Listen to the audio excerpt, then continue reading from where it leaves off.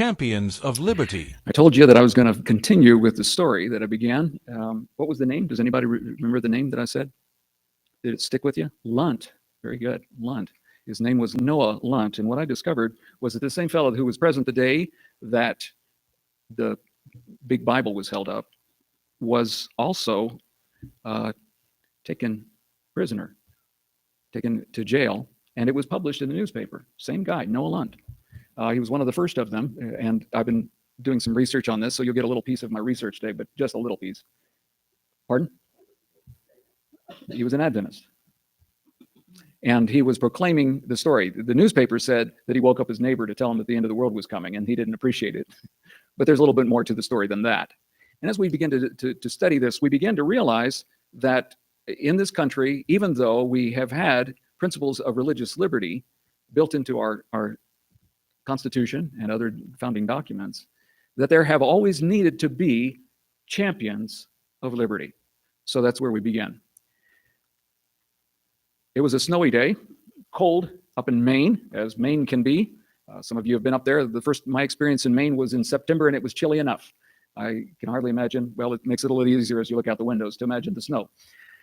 It was the group gathered together from different parts of Maine in a little farmhouse in a little town that has, I discovered recently, been disorganized or disassociated. It became a town called Atkinson. It no longer exists as a town because it's a very rural area. And there were a lot of Adventists there in this town, and there were others that were coming from elsewhere because they wanted to hear the message that God had given to a little lady who was at that time unmarried, and she had just recently begun traveling to her sister's house and some other places, and she was going to Atkinson to share this faith-building vision that she had received about the midnight cry, about Jesus' return.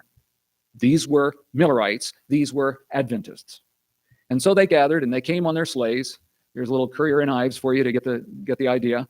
That's kind of what they traveled in. And when you look at these things on Christmas cards and in posters, it looks so cute. But can you imagine riding in 19-degree weather, facing the wind, and something like that? That's how they got around.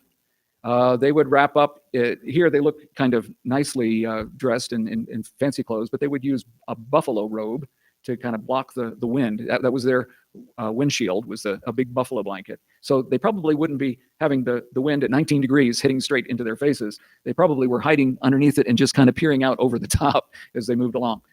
Slow going.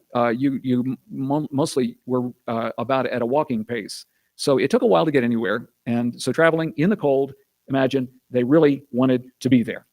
And so they gathered together, and as they met together, it was their custom, as it was in Bible times, to greet each other as they reached the house, their designation, with an embrace and the holy kiss that Paul talked about in Bible times. That was not popular in other religious circles, as you can imagine. The brethren, because of the New Testament, practice it, right? But most people thought it was a little bit risque. As they gathered together for their worship service, again, there were some other things that made it a little different than other church services. Other church services were held where there were pews, and we would not be sitting exactly the way that they would sit in those pews, even though we have pews here. We would, if we were doing it their style, it would be women on one side and men on the other. As a matter of fact, if you look at some of the early church buildings, they had two doors. Men went in one door and women went in another. And so this was a little different because it was in a home, and there are only so many chairs to be had. And by the best account that we can gather from the lists of people that were mentioned, there were about 50 people that gathered into this small home. It had two rooms. Each one had a fireplace, and then a back room, as often had, it was a much colder place. You know, you'd shut off the rooms that you didn't need to heat, and bedrooms to the back. They were gathered in the front rooms, and they were praying, and they were vigorous in their prayers, and they were vigorous in their singing, and they were vigorous in their responses during the preaching. All of these things were out of sync with the regular culture, church culture. And if anybody showed up at one of their services, it would not actually look like the picture up there. I don't know exactly who this is, but they're dressed to the right period. It was actually more like this group of folks. They're sitting on the floor because they didn't have enough chairs. Or it might be a little bit more like this one. This is a illustration from Uncle Tom's Cabin, where the folks are all gathered together and praying and celebrating in their worship service. It was kind of a mixture of those kinds of things. All of that was out of favor with the popular culture, and this particular town was established as a Baptist town. It only had one church in town, and it was Baptist. And some folks didn't like it. Well, we'll get into that a little bit more. But as they were continuing in their worship service, it had been called, as I mentioned, with this express purpose of giving the little lady, 17-year-old Ellen Harmon, an opportunity to share her vision of the midnight cry and how that God was leading his people like on a pathway, and that if they would hold on to the light from the midnight cry and follow through, that God would take them into the kingdom. And they heard this message, and they listened, and there were vigorous responses. She described how that at the time she had kind of lost her voice, and that she could only talk in kind of a husky way. But when she got up to speak, her voice got clear, and she was able to speak, she said, for 2 hours. And it's hard for me to imagine how she would tell this story. It would take her 2 hours to tell the story. But then when I realized that it's an interactive kind of presentation, then you understand why it would take a little bit longer, because people would speak back. Like Brother B used to add to our sermons, it was in their culture to kind of speak back. And so somebody might respond, and they would speak back, and somebody say it, hallelujah. Hallelujah. And so it was a rather vigorous experience, but extremely heartfelt. Nothing wrong with it, just a more vocal form of worship.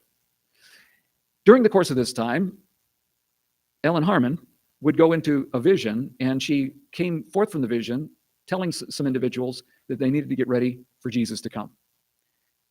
And as a result, they decided that even though it was late that night, that they would go out and have a baptism. Now think about it. What did I say? 19 degrees. The water would be warmer than that, but icy cold. Yeah, so they had to break some ice off, and there were two young girls who were actually the age of Ellen White. One was 18 and one was 16, who decided to be baptized that night. So they went out in the dark of night, about 11 o'clock that night, and went out and were baptized. They came back. This is probably a story that even the longtime Adventists have not heard, right? You have not heard this story? They came back to the nice fires, warming back up, and getting the ice out of their clothing and so on. And then they came back to worship again. And when they arrived back, Ellen Harmon was in vision, but she came forth from the vision, and she was telling what she had received in the vision. Now, that night, I don't know whether she told it at this point or earlier, but she told them that they were going to go through a trial of faith. As she was speaking, she looked out, and she could see two men walking past a window on the outside of the house. And they came around and forced the door open and came in. And she said they came rushing past her, and they went to grab the leader of the group, who didn't happen to be her or her husband to be, James White, but a fellow by the name of Israel Dammon. Israel Dammon. Now, James and Ellen had a part to play in this, because he was there as her kind of protector, because she was traveling alone and to go from place to place. Chaperone is the word I was looking for. It was kind of a chaperone. He recognized that God was blessing her. There was nothing going on between them in a personal way. It was all about getting people ready for Jesus to come. So they were there for that, but they weren't the main players. The main players was this Israel Dammon. And the story is told of how that they came in to grab him and were unable to extract him from the building. And there's some difference of opinion about exactly how that happened, but both stories are in agreement that they sent for other men who came back, and finally, after about 45 minutes, they were able to extract him and to take him to town. Now, Israel Dammon was kind of like Paul and Silas in the jail. All night long, he was singing and praying and praising the Lord. And the fellow who was sitting outside of his jail cell said, "I can't get any sleep." And so they finally decided to let him go on his own cognizance to stay with some people in town, because he would show up for his hearing. Now, there was a hearing the next day. We don't know whether Ellen Harmon or James White were there, but she did write about it in a summary, and others wrote about it as well. And that it was Sunday, early in Sunday morning, that he was arrested. It was Monday morning that he was taken to the Universalist church in town, and that's where they had the arraignment. And then afternoon, they came back after lunch, and they held the trial in the Piscataquis County Courthouse that had just been built the year before. Israel Dammon had a defender. They were able to secure the services of James S. Holmes, who was the pioneer first attorney in Foxcroft, Dover area, right there in that same county, Piscataquis County. He was well known. And in fact, in later years, another attorney reflected on this story, and I'm going to read a little bit of what he said describing the trial. He was a well-known fellow And he took this case pro bono. He was not going to receive any pay for it whatsoever. And he defended him, not on the basis of that he was an Adventist and he agreed with all that they taught or whatever, but he was defending the principle of religious liberty. And the newspaper account totally misses that, but this witness, an attorney by the name of Brown, described it. He said, "I well remember a remarkable scene in which he was an active participant. The Adventists, or followers of William Miller, were numerous in the neighboring town of Atkinson. Their preaching of the second coming of Christ was deemed a heresy by leading citizens and members of other churches. Some of these citizens who opposed the Millerites went to Dover and instituted legal proceedings against Israel Dammon under the Vagrant Act." Okay.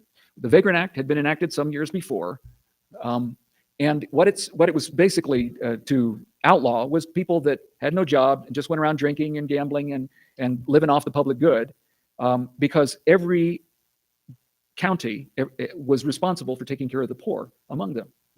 There was no national